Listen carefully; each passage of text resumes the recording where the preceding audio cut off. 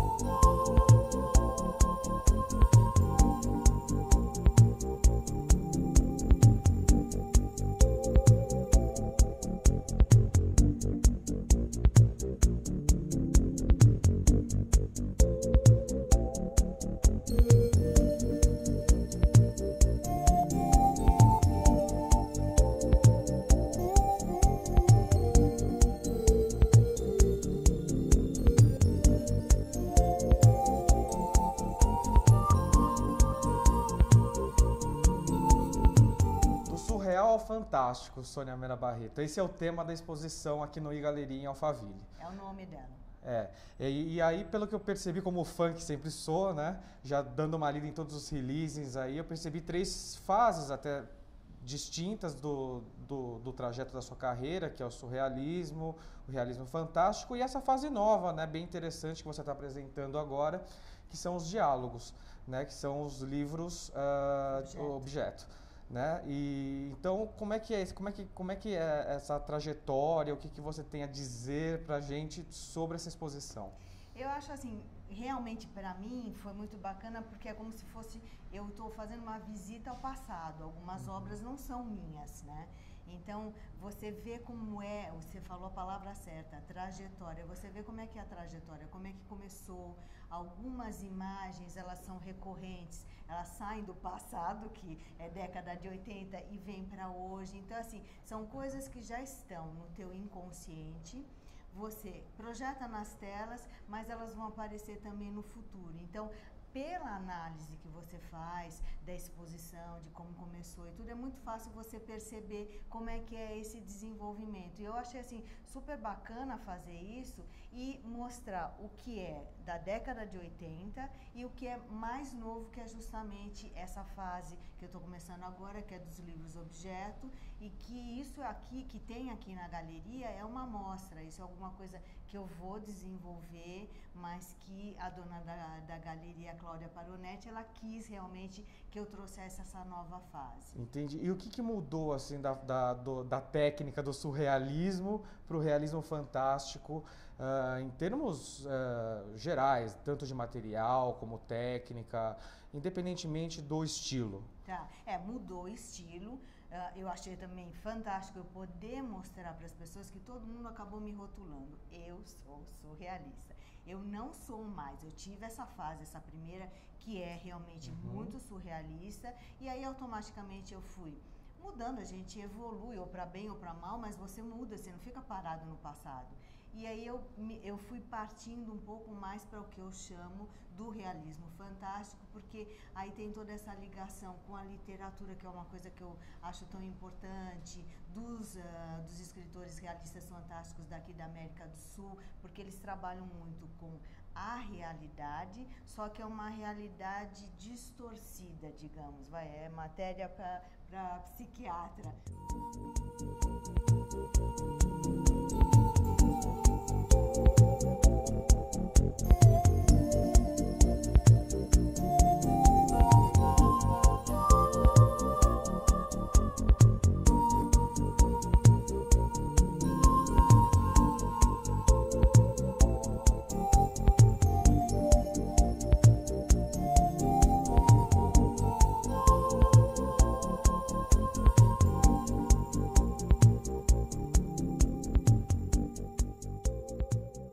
O mais interessante que eu acho da sua obra e da sua trajetória é exatamente essa sua capacidade de se reinventar e de renovar.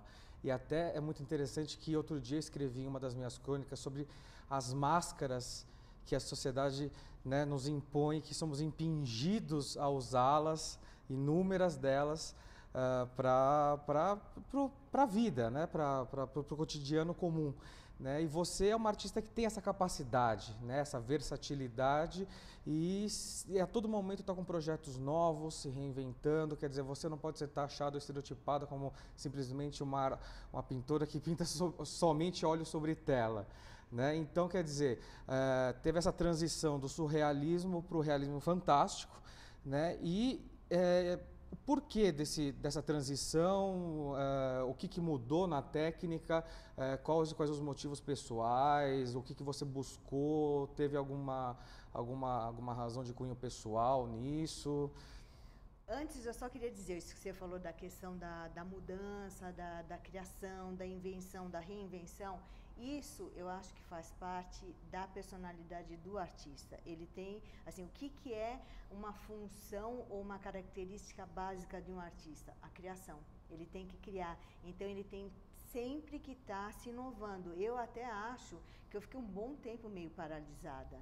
Agora que eu tô assim com aquela ânsia de criar, de fazer coisas diferentes, eu comecei a pensar em outras mídias, voltar a fazer serigrafia, fazer uma serigrafia diferenciada, fazer escultura, quer dizer, abrir um campo, porque o artista ele não pode ser limitado, ele não pode ser só um pintor.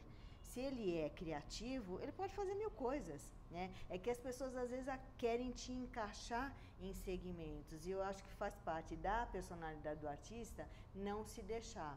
Eu fiquei um tempo assim meio que congelada, mas agora que descongelou eu quero fazer mil coisas, e eu acho bem bacana, porque às vezes você vai para uma escultura, a escultura, o que você tem de conhecimento a respeito da escultura enriquece algo que você já fazia, que, por exemplo, é a pintura, a óleo. Uhum. Por que eu quero fazer escultura, que eu já mencionei antes, é que eu comecei a fazer os livros objeto. Então, você sempre vê que tem uma ligação, um vai e vem de ideias que se cruzam, né?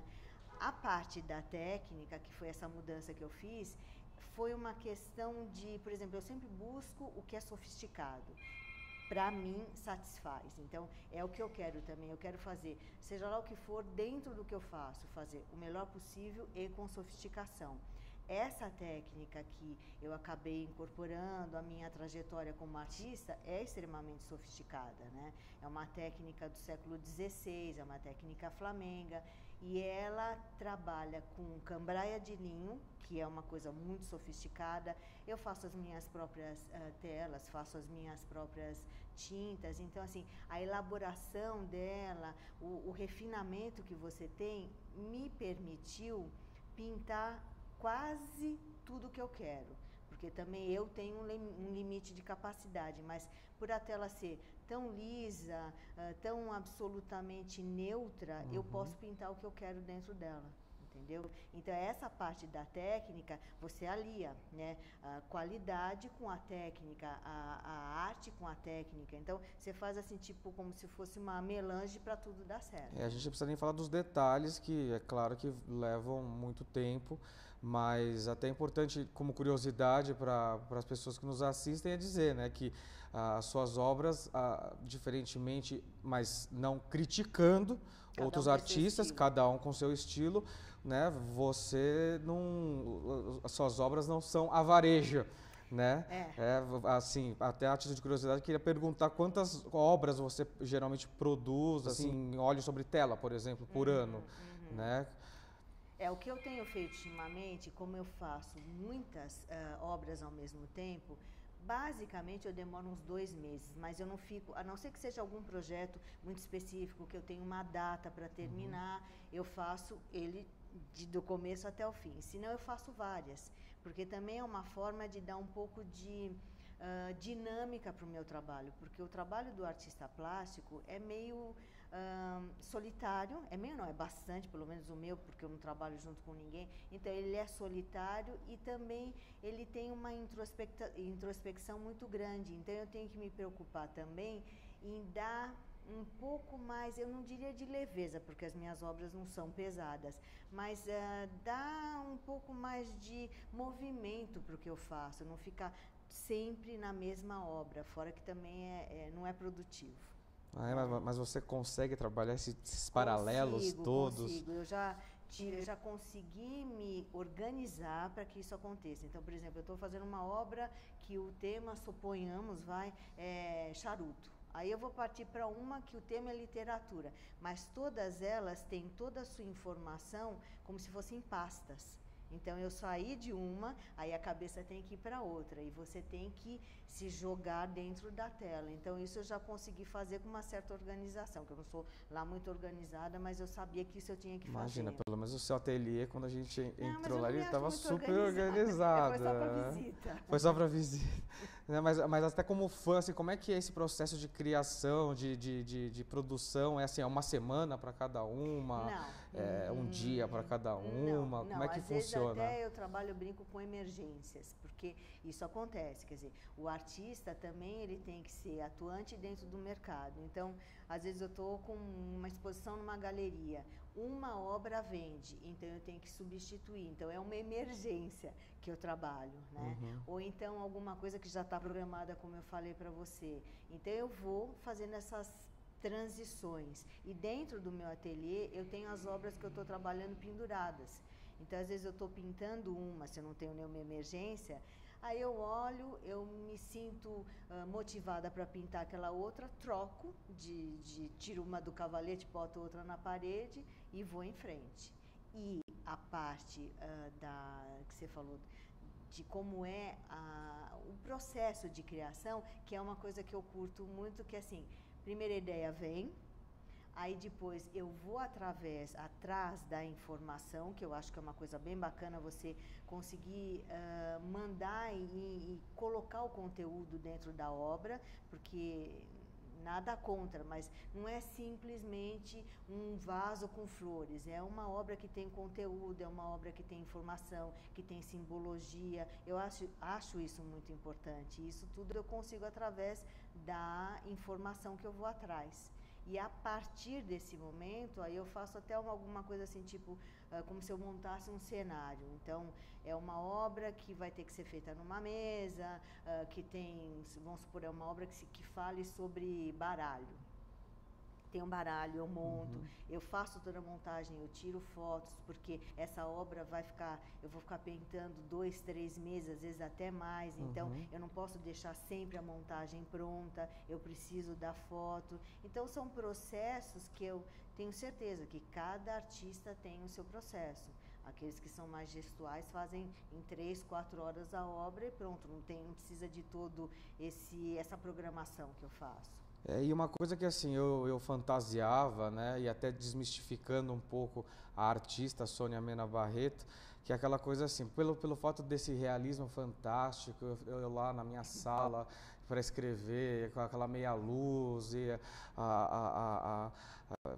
bolando os meus textos para escrever as minhas crônicas e fantasiando, viajando, não sei mais o que. E aí a gente tem aquela impressão do artista, né, a la Modigliani, excêntrico, não sei mais o que. E eu vejo que você é assim, né, você tem uma ideia, você estuda profundamente aquilo, você esboça e você executa. Um trabalho, né, e assim, quer dizer, é um trabalho que você faz e assim, sem... claro que com toda uma entrega, com toda uma paixão, com todo um objetivo atrás dele, obviamente, mas sem essa coisa fantasiosa, muitas vezes, de viagem, né? Aquela coisa de madrugadas e não sei o quê, né? E isso tudo é a personalidade, porque antes de você ser um artista, você já tem sua personalidade formada. Então, isso é característica da minha personalidade, porque eu trabalho... Eu acredito bem com o equilíbrio da emoção e da razão. Eu sou uma pessoa, embora todo mundo ache que artista plástico é viajante. Exatamente. Não, eu sou uma pessoa muito prática. A partir do momento que veio toda a questão da criação, da ideia, aí eu já entro na parte prática. Então, isso é um processo criativo mesmo. E é interessante, porque cada um tem o seu. Entendi. E aí, entrando também, tem uma outra parte aqui da exposição, que vocês vão conferir as imagens enquanto a gente está falando aqui, que é uma evolução da técnica mista que você também apresenta aqui na galeria. É isso que eu gosto, assim, eu quero fazer sempre alguma coisa a mais, ir para frente, progredir. Então, como eu estou muito nessa questão de pensar em alguma coisa como se fosse uma escultura, eu comecei a destacar alguma coisa de dentro das obras, como são os cavaletes, que são esses que são as técnicas mistas no formato. Então, como que eu faço as técnicas mistas? É uma ideia, é um conceito cavalete. Então, todas elas têm o formato do cavalete. O que tem dentro é diferente. Aí tem uma parte toda pintada, eu vou fazer uma série delas como se fosse uma homenagem também aos artistas. Tem aquela do action painting, que é o artista jogando a tela, a tinta no papel. Então, para cada uma vai ter um momento. Uma vai ter uma gaveta, outra não vai ter, mas é gostoso porque eu consigo também modificar uma ideia que seriam 15 basicamente iguais, mas já não são tão iguais. O que é igual é o conceito cavalete. Entendi. E os giclês continuam, mas também evoluíram? Não, o giclê continua basicamente o mesmo, porque a giclê é técnica.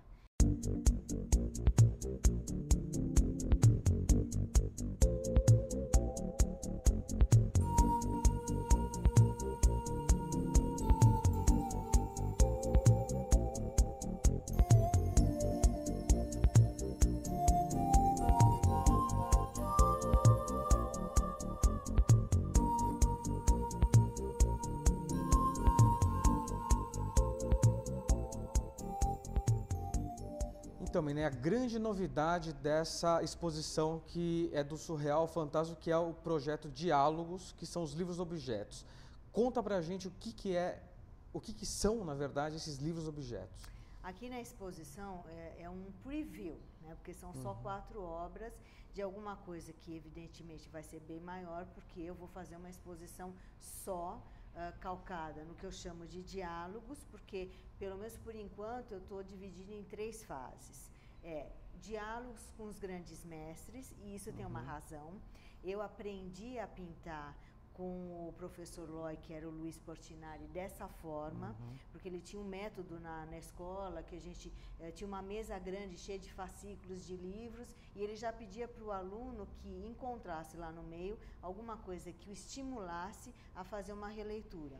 Então, naquela época, eu passei por várias obras que eu gostaria de ter a técnica e a capacidade de fazer uma releitura, mas eu não tinha. Então, agora eu tenho. Começou justamente com isso. Então, tem os diálogos. Aqui na exposição eu tenho um diálogo com o Gueldi, que ele tem uma obra magnífica, é um ilustrador, é um gravador. Ele tem uma obra específica que retrata guarda-chuvas, então você imagina toda uma obra branca e preta com guarda-chuvas vermelhos, que é maravilhosa. Eu fiz essa obra em homenagem a ele. Tem uma homenagem também ao Vermeer, e também tem a outra fase, são 3, né? A outra que eu subdividi, que é diálogos comigo mesma, que é aquilo tudo que eu gosto de fazer, das brincadeiras, da interação com as pessoas que estão vendo as minhas obras, e o terceiro, que é diálogos com a literatura. Aí eu vou encontrar os grandes mestres da literatura e os escritores que de alguma forma causaram impacto na minha vida. Esse ainda não comecei, é só... Então os livros objetos ainda tem muita coisa por vir. Muito, e provavelmente não vão ficar só nessas 3 sessões, eu vou criar alguma coisa a mais, porque é tudo assim, é um desenvolvimento, você vai imaginando coisas diferentes, cada livro que eu leio é uma história diferente. Eu comentei com você, Matias, que eu estou lendo o livro do Pessoa, que fala justamente, chama-se O Livro do Desassossego. Então, como conseguir passar isso para uma tela, e são telas que induzem a tridimensionalidade, que já é alguma coisa querendo ir para a escultura. É uma coisa que eu estou assim, extremamente entusiasmada. E não esqueça do nosso poetinha Vinícius de Moraes. Sim, você tinha falado. Monteiro Lobato, que tem muito a ver também com a minha infância e tudo. Com certeza vai ter material, né? O material que não falta, né? Pois é, pessoal. Essa é a Sônia Mena Barreto, pintora em óleo sobre tela, giclê, técnica mista, joias, esculturas, livros, objetos, uma enormidade de outras coisas, né? Além de por tudo isso que você faz, que já é de praxe falar, né, que você é a única que está na Royal Collection inglesa, né? Mas parece que a Sônia já cansou um pouquinho lá da rainha e ela já está dando um passinho lá para Portugal. Mas Portugal fica para um outro momento, para a gente bater um papo sobre isso, não é, Mena? E falar das rainhas também, porque também vai ter uma fase rainhas. É isso aí. Então tá joia. Obrigado mais uma vez, Sônia. Obrigada.